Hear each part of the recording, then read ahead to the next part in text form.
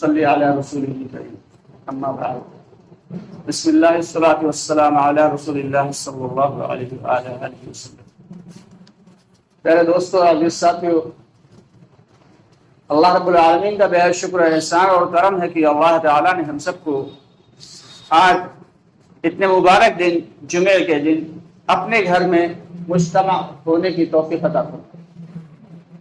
یہ بے شک اللہ کے فضل سے ہوا ہے، اس پر اللہ تعالیٰ کا جتنا بھی شکر ادا کریں کم۔ دوستو، یہاں پہ بیٹھ کے کوئی وعظ و تقریر کرنا مقصد نہیں ہے۔ فرماتے ہیں کہ دین کا مذاکرہ، ایمان کا مذاکرہ ایمان والوں کے لیے اور دین والوں کے لیے فائدہ مند ہوتا ہے۔ ہر قسم کا مذاکرہ اس اعتبار کے لوگوں کے لیے اس کے اکارڈنگ جو ہے وہ فائدہ مند ہوتا ہے، اسی لیے ایمان کا مذاکرہ بھی ضروری ہے۔ لیکن افسوس کی بات یہ ہے کہ آج ہم نے جو ہے وہ مسجدوں کو صرف اور صرف نماز کے لیے ہی مختص کر دیا کہ بس نماز پڑھنا ہے مسجد میں۔ اگر ہم دور رسالت کی طرف دیکھیں تو حضرت محمد مصطفیٰ صلی اللہ علیہ وسلم کے دور میں اور خلفائے راشدین کے دور میں مسجدوں کے ذریعے پورے کے پورے جو ہے معاملات حل کیے جاتے تھے۔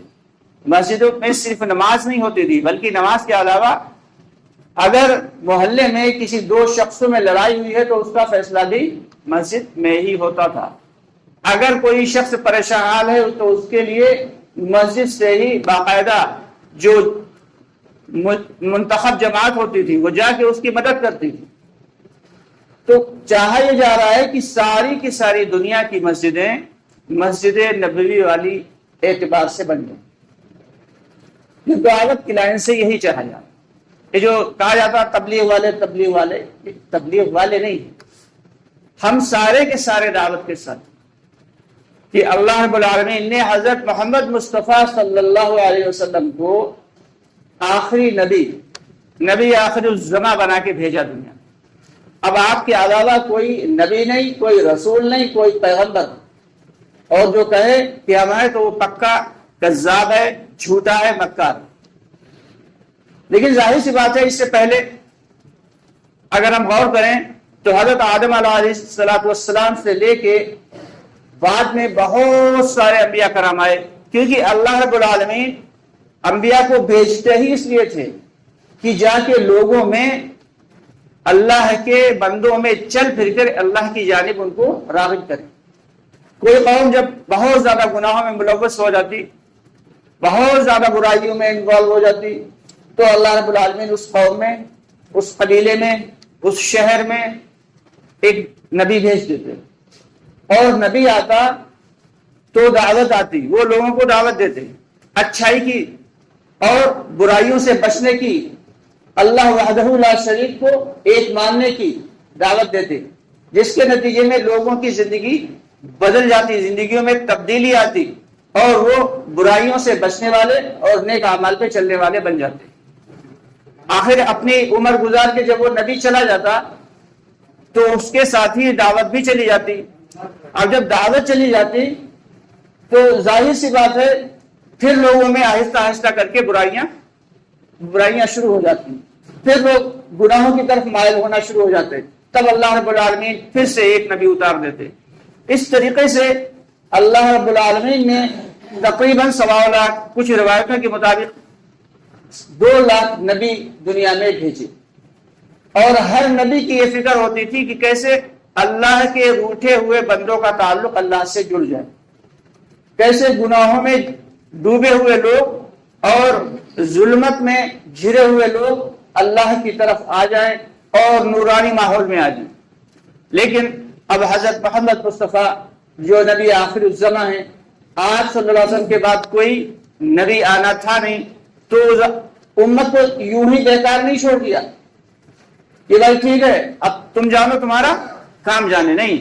اب اللہ رب العالمین نے اس امت کو امت محمدیہ کا لقب دیا اور اس کو دعوت کی محنت دی۔ یعنی اب نبی تو کوئی نہیں آئے گا، لیکن نبیوں والا کام یہ کریں گے۔ ہر شخص، ہر مسلمان، ہر مومن داعی ہے، ہر شخص دوسرے کو دعوت دینے والا ہے، کہ ایک شخص نماز پڑھ کے نکلا مسجد سے اور وہ اللہ کا شکر ادا کرتا ہوا جا رہا ہے کہ الحمدللہ ہمیں نماز کی توفیق ملی. بے شک اس میں کوئی دو رائے نہیں، یہ بہت عظیم کام ہے.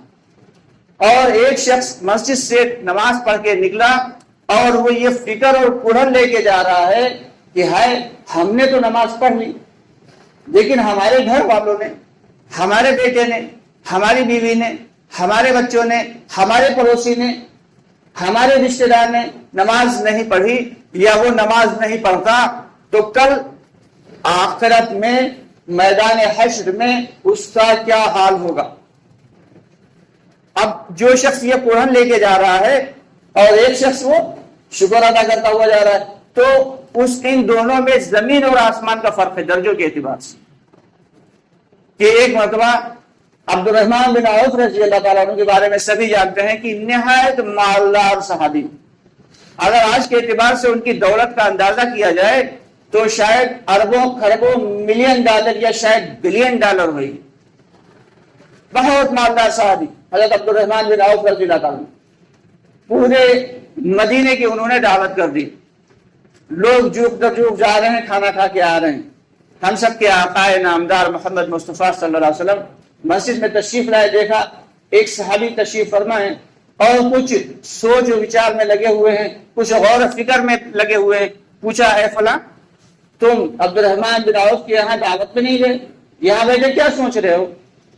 تو وہ صحابی بولے یا نبی اللہ یا رسول اللہ صلی اللہ علیہ وسلم، اس وقت ہم یہ سوچ رہے تھے کہ کون سا ہم تو ایمان لے آئے ہیں لیکن ابھی ہمارے والدین ایمان میں داخل نہیں ہوئے ہیں، اسلام میں داخل نہیں ہوئے ہیں، تو کوئی ایسا طریقہ سوچ رہے تھے کہ کس طریقے سے ان کو سمجھائیں کہ وہ بھی اسلام میں داخل ہو جائیں. تو حضرت محمد رسول اللہ صلی اللہ علیہ وسلم نے فرمایا کہ عبد الرحمن بن عوف نے جو دعوت کی ہے پورے مدینے کی، اس کے عمل سے، اس کے ثواب سے کہیں زیادہ بڑھا ہوا تمہارا یہ غور و فکر کرنا اور یہ قرآن کرنا.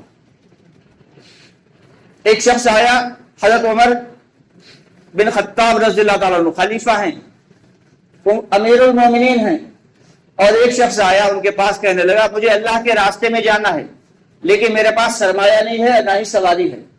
تو آپ نے فوراً بیت المال سے اس کو ایک گھوڑا بہترین سا دلوایا اور بیت المال سے ہی اسے راستے میں خرچے کے لیے پیسے دیے اور سامان دیا، اور پھر اس سے کہا تم گھوڑے پہ بیٹھ جاؤ.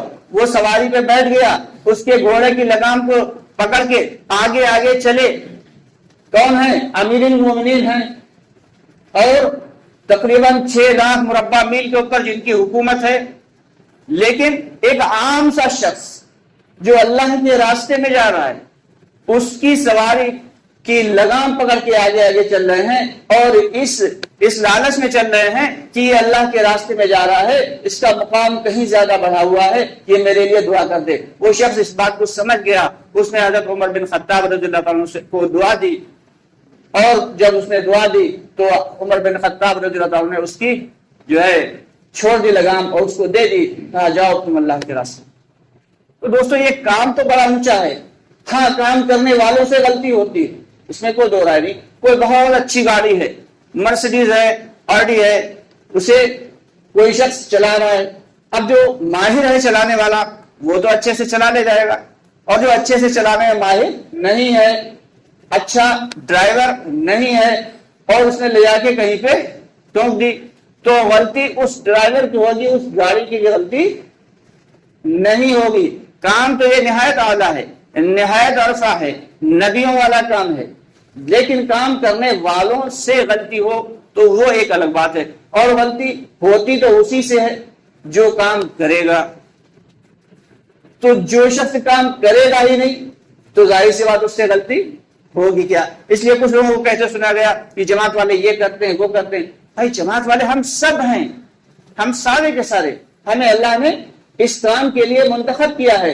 حضرت عیسیٰ علیہ السلام جو کہ اتنے بڑے اللہ کے پیغمبر ہیں، نبی ہیں اور رسول بھی ہیں، ان پر باقاعدہ کتاب بھی اللہ نے اتاری، اور وہ کیا فرما رہے ہیں کہ اے اللہ تو مجھے امت محمدیہ کا ایک امتی بنا دے، مجھے نبی نہ بنا. اس کا ریزن کیا ہے، وجہ کیا ہے؟ کہ امت محمدیہ کی خصوصیت یہ ہے کہ وہ ساری امتوں سے پہلے جنت میں جائے گی، ساری امتوں سے پہلے جنت میں جائے گی۔ اب